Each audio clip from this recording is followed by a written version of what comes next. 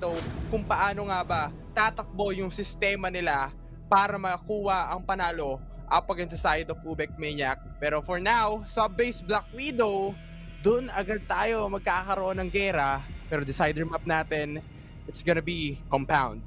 Respect ban no from Ubek Maniac to not go for the potential decider, which is Ankara, no. And mapa din naman na niya na Ubek Maniac, pero feel ko they have some slight a bit of hesitation dito, knowing na Motomac still can play good Ankara, no.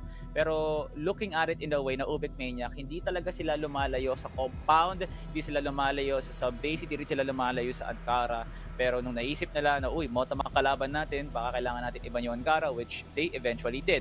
Nice follow-up no from Motomac Gaming picking Black Widow. This will heavily benefit Cram and X3D in terms of being aggressive. Tsaka dun sa mga short attacks, no.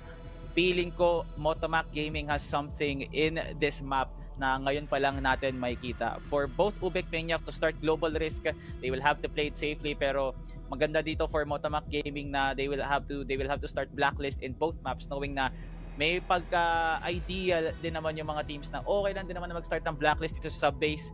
It's just the aggression, and kung paano lang nila sasagutin yon, kung paano nila lilinyahan yung mga depensa talaga, yun yung pinaka-importante. Tama ka dyan, and especially all of the efforts nga na nakita natin dito sa dalawang team natin is hindi rin talaga biro yung naging playstyle on the side of Motomac Gaming because of their team composition din na naging maganda from the start. But definitely dun sa mga naging run nila, yes, may pag-fall down, but eto ngayon yung chance nila na ipakita ngayon sa atin kung mas nag-improve ba sila or mas pinakita ngayon nila yung mga experience na napagdaanan into this Masters. Pero syempre, we still have the chance na makita ulit ang side ng Ubek Maniac na ipakita lalo yung consistent nila sa mga pagpapanalo dun sa mga gunfights, especially the rounds na kanilang laging isi-secure, and especially ano pa ba yung kailangan nating abangan knowing that they have the upper hand dito sa ating laban. So, very familiar naman na siguro ang buong roster ng Motomac dito sa Subbase, no? X3D nung araw pa ng Gaon Gaming, especially EV nung Team Random pa siya, no? Like, there's so many styles here na pwedeng mag-complement talaga, no, for Motomac Gaming. And for sure, ito nga yung mapa na nilook forward nila kasi it is a common ground for Ubek Maniac and MG to push through dito sa mapa na to. And sa wakas, Aero, nagsimula na nga ang laban dito ng Motomac at ng Ubek Maniac dito sa South Base. Unang dugo dito kay Vincent, pero may sagot din kaagad ng Ubek Maniac dito, forcing a 3v2. Nako po, napakaganda nga ng gantong sitwasyon para sa side ng Ubek Maniac, pero nandun pa rin naman yung isa. Cram na lang ang matitira, and I think this is a good round and a good start para sa side ng Ubek Maniac. And Ubek Maniac having a very good start, no? Pero feeling ko Ubek Maniac had it easy for them to play aggressive. Feeling ko yung nakasanayan talaga nila, no? And already machine room control and EV trying to punish it down. Dolphex, meron din trade kagad na magaganapan. So, gusto talaga nila i-push tong machine room para makontrol nila kaagad at makuha nga nila yung push na hinahanap pa nila. Pero napipigilan din kaagad ng Ubek Maniac dito with a good amount of kills here, especially from Dolphex. Cram makes his way towards jail, pero sobrang hiwalay niya naman dito si X3D, pati na rin kay Vincent. KLP, one shot, one kill. And there goes Kram as well with more kills in his arsenal. 2v2. Yun, nadali ngayon ni KLP. Caught lucky nga naman. Ubek Maniac has the upper ground. Napaka-delikado nito para dito kay Vincent, pero still, looking at the minimap, nakikita mo naman KLB and KLP. Andun yung rotation nila towards the B site. Pero Vincent, mukhang libre ngayon yung A site sa kanya. Pero uy, may information na ata na maririnig dito. Ito mga players ng Ubek Maniac, MG ngayon. Paano didiskartehan ito? Dahil this now a retake advantage, number advantage also para sa side ng UM, KLB and KLP. No information yet na naibibigay itong si Vincent. Pero andun na nga yung advantage, may kita agad natin, and KLP shots being fired, and there we have it. UM agad with a good initiate retake para sa kanila. And Ubek Maniac did not, hindi sila kinabahan talaga, no? Nilaro nila yung man advantage sama-sama pa silang nag-push dito, especially from No and Dolphex's early game. Pero especially si Kano talaga, no, parang yung binigay na influence ni Kano para makapag-push dito si KLP, pati si KLB doon, stat KLP, si Dolphex pala pati si KLB doon sa machine room. Yung influence doon ni Kano, parang ang ganda ng pinakita niya para tumayo and to give utils as well para hindi makadepensa naman yung counter-attack ng Motomac Gaming. So, Ubek Maniac, nasa kanila na ngayon na naman ang kalamangan ng tao dito with an early util usage tier by Motomac Gaming dito sa machine room. Pero kailangan nila munang bantayan kasi potentially, Ubek Maniac pwede magpalalim ngayon. Kung makikita mo pre, kinukuha na nga nila dito yung wood stairs bago sila mag-control room pre. So imagine, if Ubek Maniac continues this attack at pumupunta sila sa RS ngayon ng MG, naku po, madadali sila ngayon dito sa machine room at iyon yung kailangan nilang abangan. Open ang site, pero open na open din naman ang kanilang likod. Naku po, napakadelikado ng likod nito, pero nandun pa rin naman sa locker room area, all of the members from the side of MG, nandito na rin naman papasok, pero mukhang sigurado agad itong mga players, Dol, and the side of KLB, pasok lang ng pasok, hindi na matatakot pa, and a good advantage in terms of the kills, kaya masisecure ulit ng Ubek Maniac. And flawless round for Ubek Maniac, no? And work of Dolphex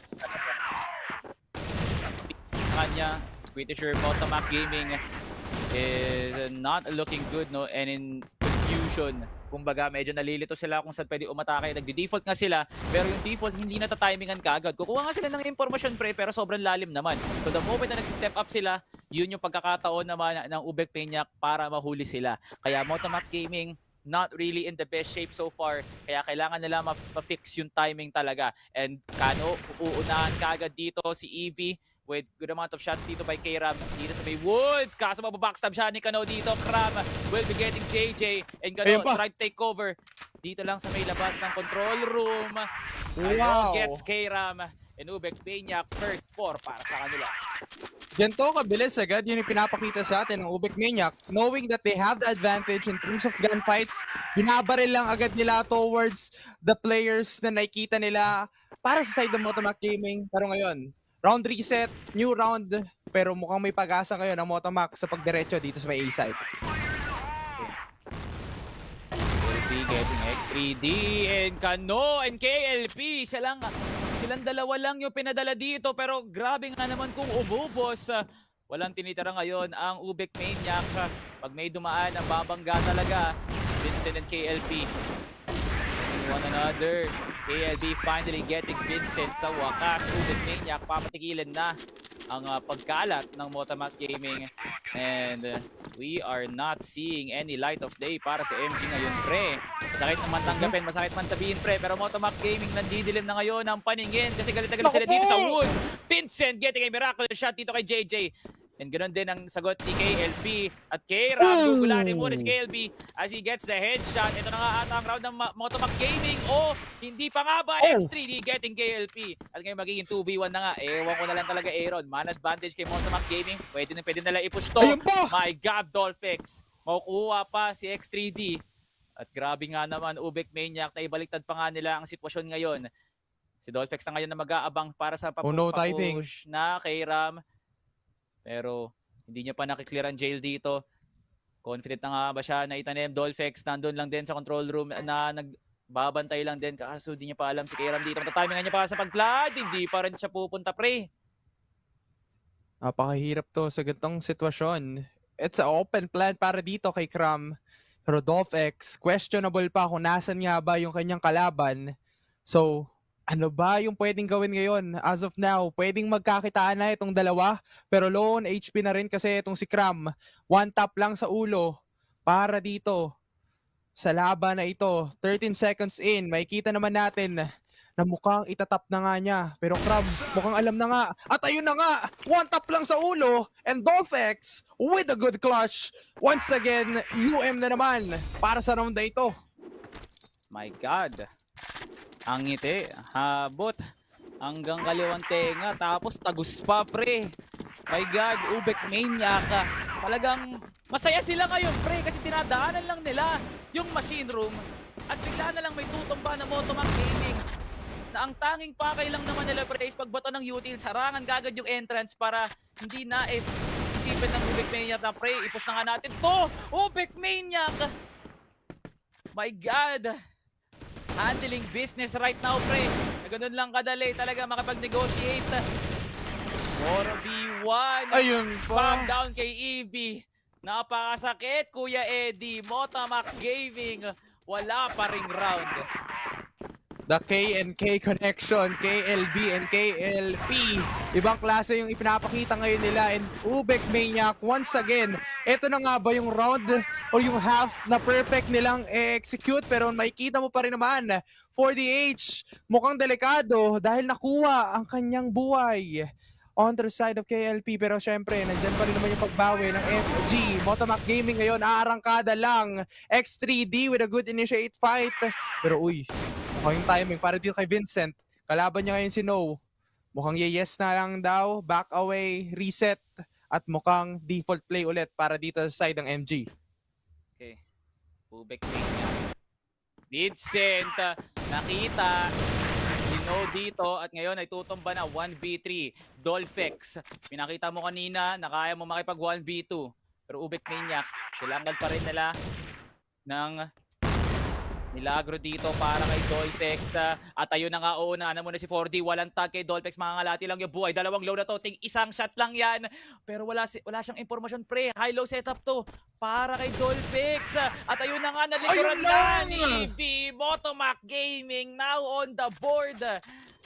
After 7 rounds of constant abuse ni Ubek Maniac dito sa pag-push nila, Motomac Gaming finally punishes UM. This is now the right timing para sa side of Motomac Gaming. Mas ginanahan na sila dahil dito sa magandang pagpakanalo nila. Pero again, UM, J and No with a good 2K ngayon. Mabilis agad yung nagiging arangkada, pero for the H, mukhang tutumba agad. And also Cram, siya na lang ang matitira. 4 against 1, pero 3 versus 1. At mabilis nakuha ulit ito for the side of UM. And this is now the result ng first up natin. So napakabilis talaga ito para sa side ng Ubek Maniac.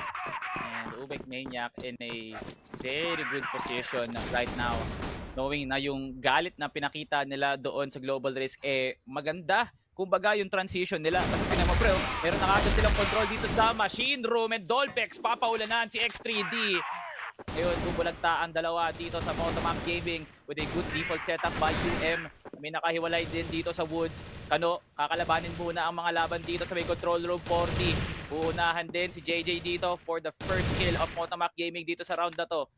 Now, with a 4v3, EV and 4D. Kaya pa nga nilang dumepensa pa nga ba? Dalawa ang papasok dito for Ubek Maniac. Hindi pa nalalam na sa 4-box ngayon si K-Ram. At hindi pa nga nila nakaklear. KLP slides in. Malas mo na lang pasok. At lumilinya sila lahat kay KLP.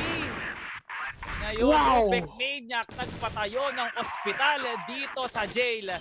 And Ubek Maniac punishes Motomac.